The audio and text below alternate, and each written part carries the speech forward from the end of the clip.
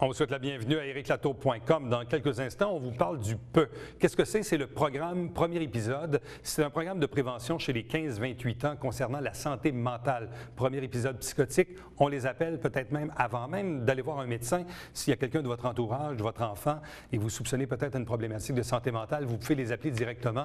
Ils seront d'ailleurs d'un précieux secours à votre égard et à l'égard de la personne visée, bien évidemment. Mais d'abord, c'est le nouvel an, c'est l'heure des résolutions. Perdre du poids peut-être, cesser de fumer encore. On en parle avec les gens du CLSC, Vallée des Forts et du Richelieu pour parler de l'arrêt tabagique.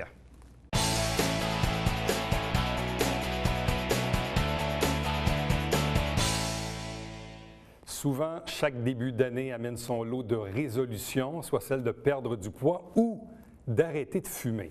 Est-ce qu'il y a des trucs? Est-ce qu'il y a des façons de faire? Est-ce qu'il y a de l'aide? Il y a probablement de multiples facteurs, mais dans la région ici, nos CLSC nous offrent des ateliers, des groupes de soutien. Bref, on va faire le tour de la question avec Linda Charret. Bonjour. Bonjour. De même que Martine Leroux. Bonsoir et bienvenue. Bonsoir, merci. Bon, l'arrêt tabagique, on a l'impression, en tout cas moi j'ai eu l'impression dans les années, disons, 90, que même on regardait les statistiques à chaque année, on dit, bon, bien là, au Québec, on est passé de 30 à 28, puis à 25, puis à 19 %. Là, j'ai l'impression que depuis un certain temps, on est comme pas mal plafonné à peu près à 19 % de fumeurs. Est-ce que je me trompe? Un petit peu, parce que c'est un peu plus haut que ça. Ça a remonté? En fait, c'est 20 % au Québec, mais dans notre secteur ici à Saint-Jean, on est à 27 % on pourrait même aller jusqu'à 29 %, oui. Comment ça se fait qu'on fume plus à Saint-Jean qu'ailleurs? En fait, au niveau des enquêtes, on n'a pas cette information-là. Par contre, pour nous, ce que ça veut dire, c'est qu'on doit continuer au niveau de notre territoire à mettre des efforts pour arriver à aider les fumeurs qui désirent arrêter d'arriver à leur objectif. Parce que c'est ça, on a eu une impression, quand le gouvernement a passé sa loi sur les lieux publics, que devant la contrainte, il y en a beaucoup dans cette période-là qui ont arrêté. Oui.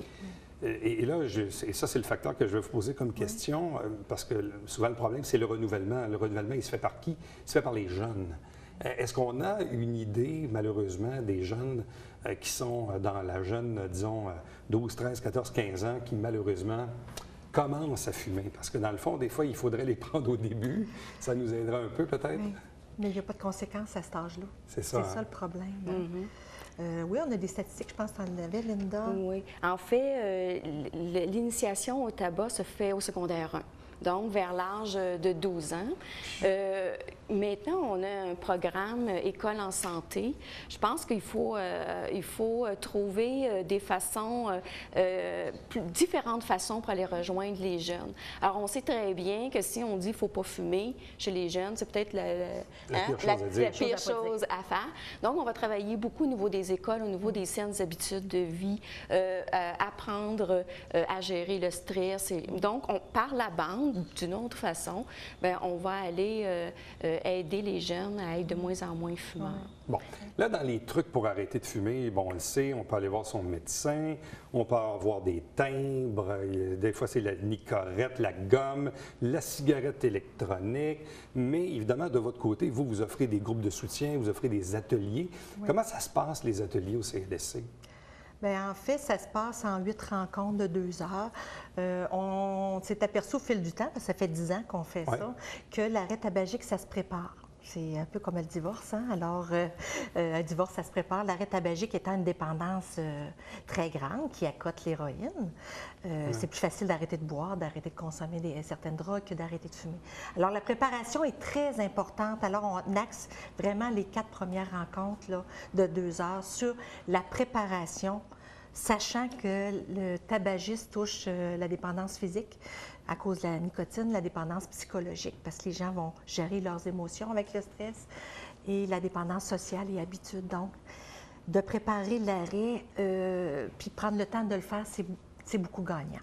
Je pense que c'est bien se connaître comme fumeur. Parce que comme vous dites tantôt, on a les patchs, on a toutes sortes de produits qui sont aidantes, en fait, qui vont doubler les chances de réussite. Mais ces aides-là vont diminuer, en fait, les symptômes de sevrage. Mais il y a tout l'aspect psychologique qui est extrêmement important chez les fumeurs. Donc, je fume parce que je m'ennuie, ça m'occupe, ça me permet de m'arrêter. Et les aides pharmacologiques ne vont pas être utile pour ça. Donc, il faut qu'au départ, on travaille beaucoup avec les fumeurs qui réalisent l'importance, pourquoi ils fument, puis après ça, développer les stratégies. Puis on s'aperçoit aussi qu'avec le temps, le type de fumeur qu'on rencontre dans nos sessions ou dans notre bureau a énormément changé. Ce sont les fumeurs de longue date, ça fait 30, 40, 50 ans qu'ils fument et plus. Alors, ces gens-là ont une très, très forte dépendance, ont des fois d'autres problèmes associés à ça, des problèmes physiques. Il y en a parfois qui vont cesser de fumer justement avec de l'aide du médecin ou de l'entourage, ou dans certains cas, certains qui arrêtent même d'un coup. Oui. Qui le font. Qui, à ce moment-là, a besoin du type d'atelier que vous offrez? À qui ça s'adresse comme type de fumeur? Bien, ceux qui ont tout tenté, effectivement, mais il y a souvent des problématiques en arrière de ça, des problématiques soit de dépression ou des fois de santé mentale aussi. Puis on s'entend que la santé mentale, c'est 1 sur 5. Alors, les gens qui vont venir nous consulter, c'est souvent les gens qui ont une très, très forte dépendance à la nicotine et qui ont tout tenté en pensant que le laser, l'hypnose, l'acupuncture, les patchs allaient faire la job pour le côté physique. On oublie que le côté psychologique, on ne l'aborde pas de la dépendance. Et c'est celui qui prime le plus quand on fait le profil du client, c'est le volet psychologique qui est beaucoup plus fort dans tout ce qui est dépendance. Donc, ce que je comprends, c'est que les gens qui font affaire avec vos ateliers sont des multirécidivistes, là. C'est-à-dire c'est des gens qui ont comme pas mal tout essayé avant d'arriver chez vous. Oui. Est-ce que vous êtes le dernier recours? Souvent. Je pense que je vous dis souvent. Oui. La majorité du temps. Oui, parce que c'est le facteur humain qui rentre en ligne de compte. Oui. Parce que là, on n'est pas dans la même dynamique. C'est des ateliers. Il peut y avoir combien de participants par atelier, à peu près? Bien, écoutez, là, j'ai commencé un groupe hier soir, puis je suis agréablement surprise. J'ai eu 16 participants qui se sont tous présentés. Ça fait des années que je n'ai pas vu ça. Des hommes, des femmes? Des hommes, des femmes. Pas moitié-moitié, avec plus de femmes que d'hommes, parce que les femmes ont plus de difficultés à arrêter. Elles sont plus multirécidivistes que les hommes. Comment ça? À cause des hormones. Ah oui? Oui. Mais il reste qu'à la majorité du temps, on avait aux alentours de 6 à 8 personnes, ce qui fait quand même des beaux petits groupes. Mais 16, j'avais une belle dynamique hier. Oui. Donc, les 4 premières rencontres de 2 heures, c'est la préparation à. Oui. Vous leur dites quoi pendant ces 2, 4, 8 heures-là? Vous leur dites quoi pendant ces 8 heures-là? Bien, en fait, on prend vraiment le temps d'expliquer qu'est-ce que c'est que la dépendance. Alors, souvent, les gens essaient, puis là, bien, la première réaction qu'on a, c'est « je suis donc bien pas bon ». Parce que là, je connais une, puis un qui a arrêté, moi, j'y arrive pas. Donc, on explique qu'est-ce que c'est que la dépendance. On explique aussi que chaque fumeur a une dépendance, une affinité à la nicotine différente. Puis on parle toujours des méfaits, mais on ne parle jamais aux gens des bienfaits du tabac. Parce qu'il y en a, dans le sens que, bienfaits, on va s'entendre là, entre guillemets, mais là, ça va aider à l'humeur. L'humeur, le poids. Ça va aider au poids, ça va aider à l'anxiété, ça va aider à la concentration. Fait que quelqu'un qui a un déficit... Dans le fond, ce que vous leur dites, c'est que il faut qu'ils comprennent pourquoi ils sont accrochés. Oui, exactement. Exactement. Oui. Puis après ça, les 4 autres rencontres de 2 heures, vous leur dites quoi après? Bien, il y a le volet psychologique aussi qu'on aborde également parce qu'on sait qu'un fumeur est 7 fois plus stressé qu'un non-fumeur à cause de la dépendance. Ça, il l'a appris. On leur apprend aussi qu'en ayant commencé à fumer en très bas âge, à ce moment-là où il n'y avait pas des stress de la vie quotidienne, ils avaient la cigarette. Mais quand les stress de la vie quotidienne ont pris le dessus, il n'y avait pas besoin de chercher une autre façon de gérer le stress, la cigarette le faisait. Et la cigarette agit au cerveau de la même façon qu'un antidépresseur.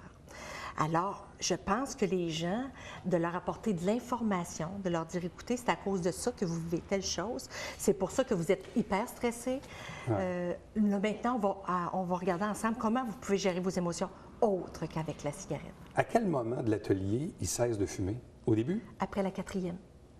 OK, vous les laissez fumer pendant les 4 premières? Oui, parce que c'est vraiment la préparation. Okay. Donc, les gens fument pendant toute cette période-là. Est-ce qu'ils réduisent leur consommation? Souvent, on va leur suggérer de faire des défis pendant la préparation, changer des routines, etc. Mais ce n'est pas obligatoire. Hein? Alors, il y en a qui ne feront rien, ils vont maintenir leur consommation pendant les 4 semaines, mais tout se passe au niveau de la préparation et le jour J. Oui. Et c'est quoi le taux de réussite? Bien, depuis qu'on a modifié notre façon de faire, depuis qu'on a créé des documents, des outils, écoutez, je vous dirais que souvent sur mes 8, il y en a 7 qui arrêtent. C'est de perdurer dans le temps qui est difficile. C'est pas l'arrêt. Avec les outils qu'on offre, je vous dirais que 90 des gens arrêtent. Moi, mais c'est de perdurer. Ce qui m'épate encore aujourd'hui, c'est de voir dans mon entourage, puis dans le vôtre probablement, des gens qui, au cours de leur vie, ont déjà arrêté 3 mois, 6 mois, 1 an, 5 ans. Puis là, ils retombent dans le panneau. Ça, là, c'est le bout que je comprends pas. Pourquoi? Parce que souvent, on a baissé les gardes. Quand ça fait longtemps qu'on n'a pas fumé, on s'en va, je ne sais pas, moi, dans une réunion, on se fait offrir une cigarette. Ça fait 5 ans, moi, je fume pas. Je me dis, oh, c'est pas celle-là qui va faire grand-chose. Ça fait 5 ans, je fume plus. Erreur. Et c'est comme ça que les essais sont toujours utiles à chaque fois. Parce qu'à un moment donné, la personne comprend que je ne peux plus m'en permettre. Alors, c'est soit j'ai baissé mes gardes. Qu'est-ce qui peut arriver aussi? Moi, j'ai un monsieur qui vient dans mon groupe. C'est la 5e fois que je l'ai dans mes groupes en 10 ans. Je vous aime beaucoup. Oui, puis il sait que ça fonctionne, mais ça ne fonctionne pas assez longtemps.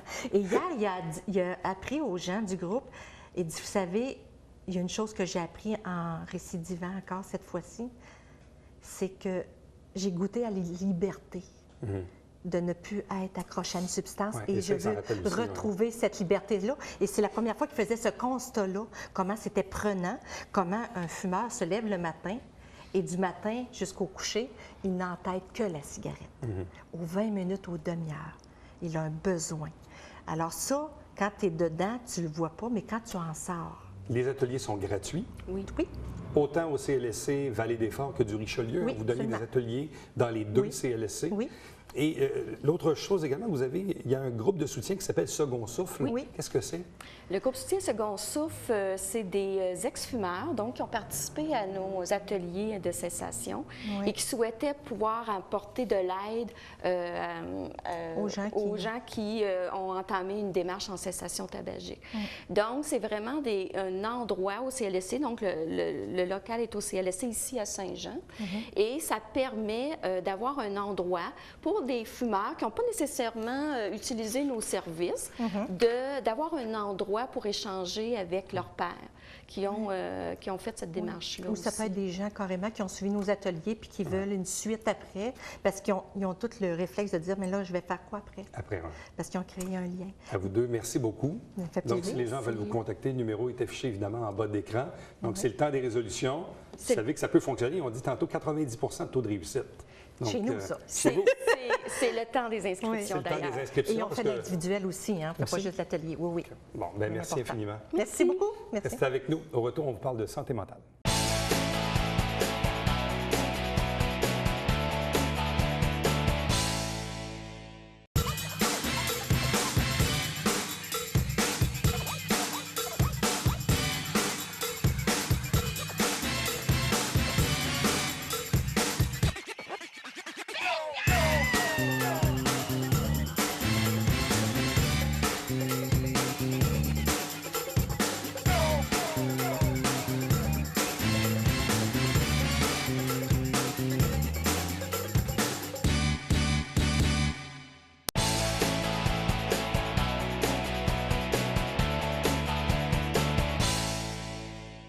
On vous parle maintenant de santé mentale, mais surtout de prévention et de prévention à l'égard du premier épisode qu'on peut éprouver à l'égard de la santé mentale.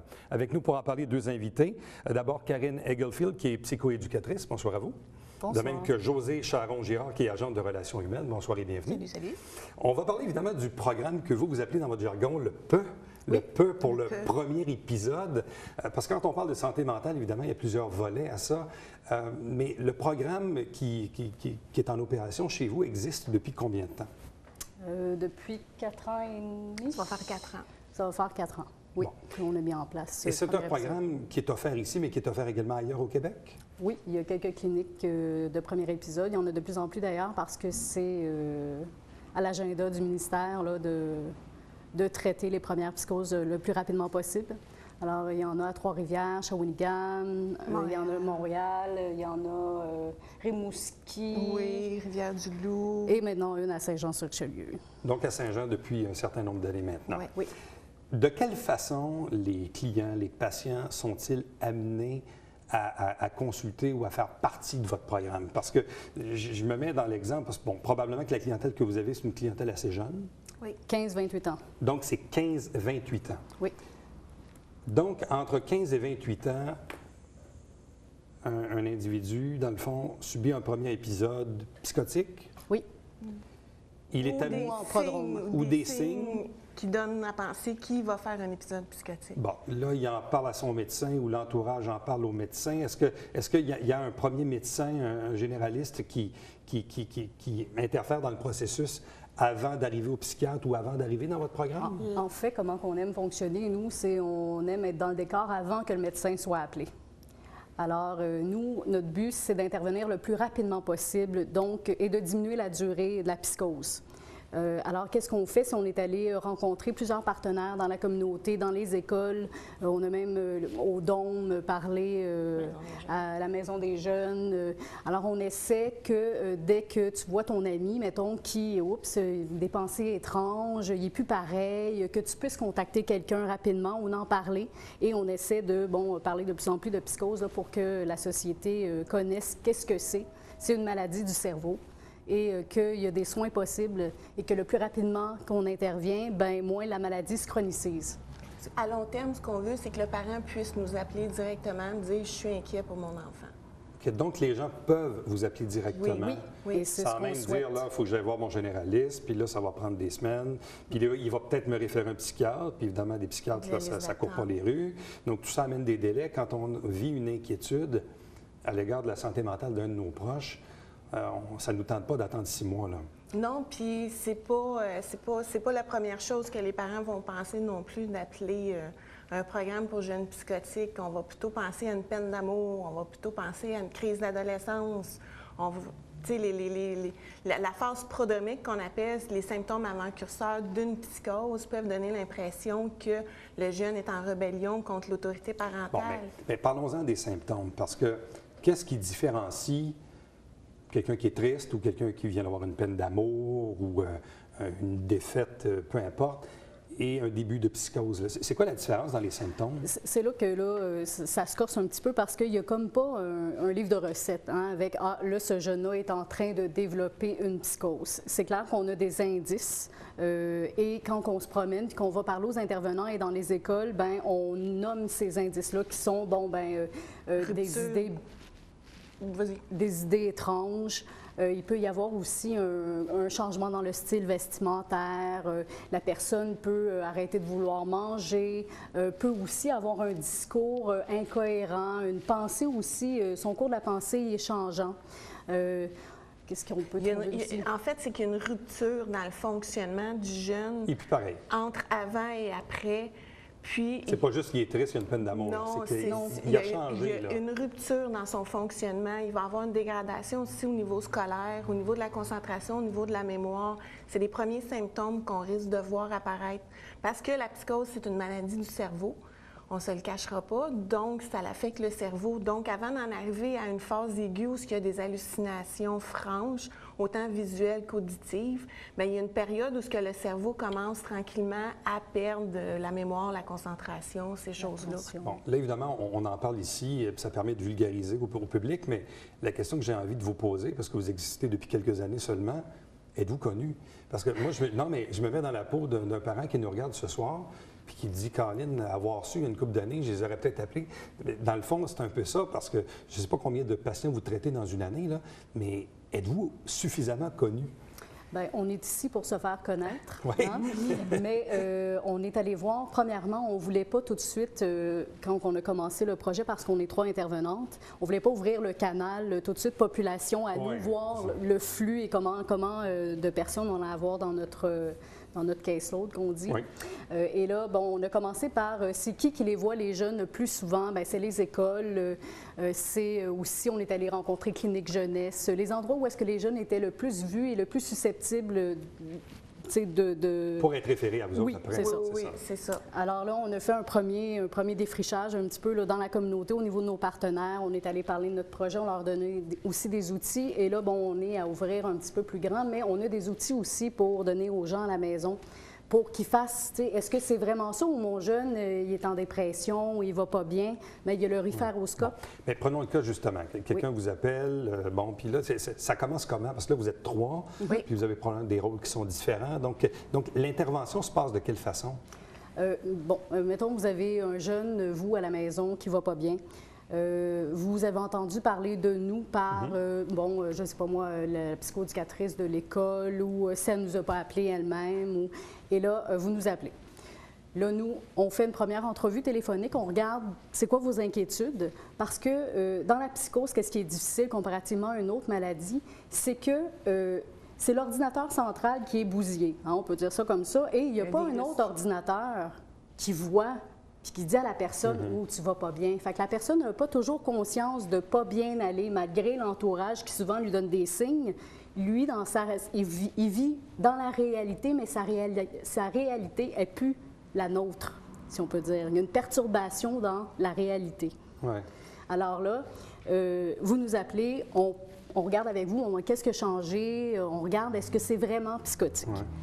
Si ce n'est pas psychotique, on vous réfère à un autre service qui va aider votre jeune. Puis sinon, une fois qu'on a eu le premier contact téléphonique avec le parent, on se déplace, on va chez le jeune, on va dans la communauté, on va le rencontrer à l'école si c'est l'intervenant de l'école qui nous a appelés. Mais là, lui, ça est tendu de vous voir. C'est ce qu'on demande minimalement, qu'il soit informé qu'on va venir le rencontrer.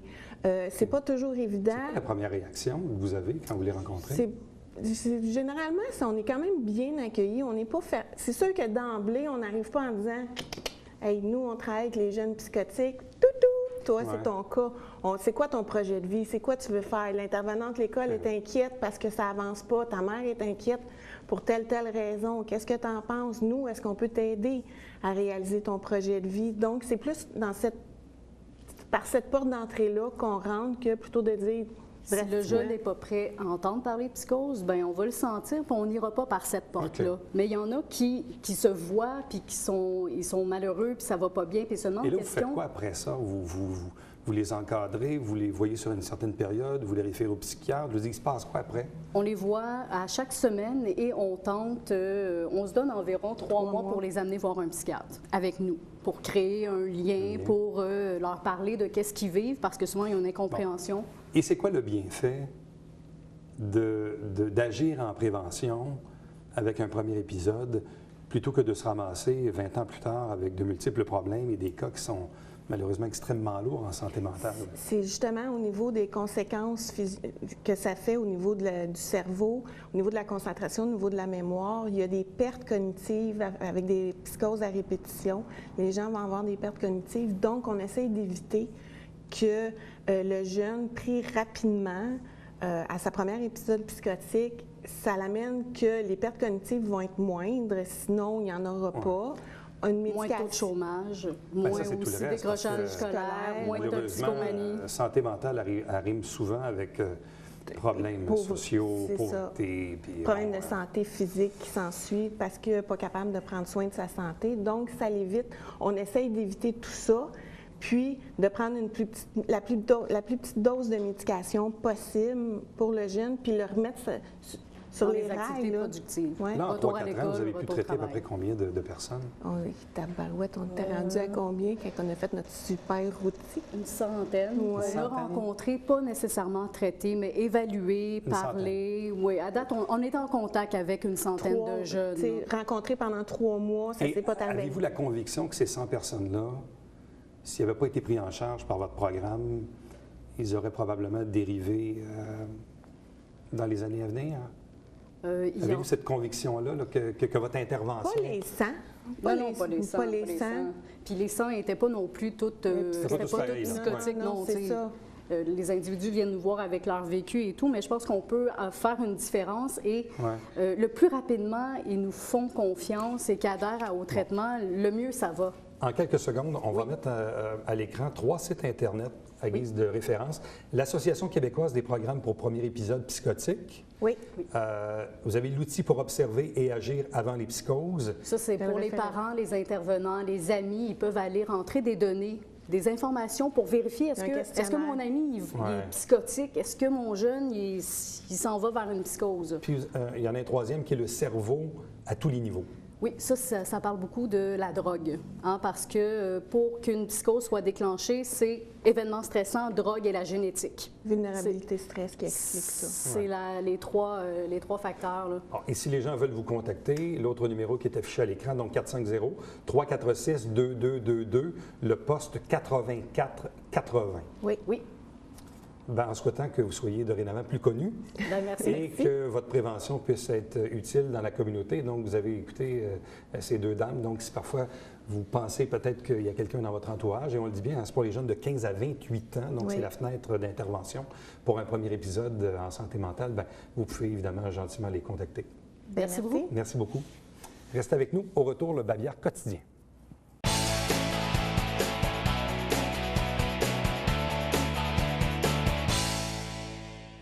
La Ville de Saint-Jean-sur-Richelieu vous invite à déjouer les corneilles. Vous savez que c'est un problème lorsqu'on sort les ordures, soit pour le recyclage ou même pour les matières, évidemment, résiduelles.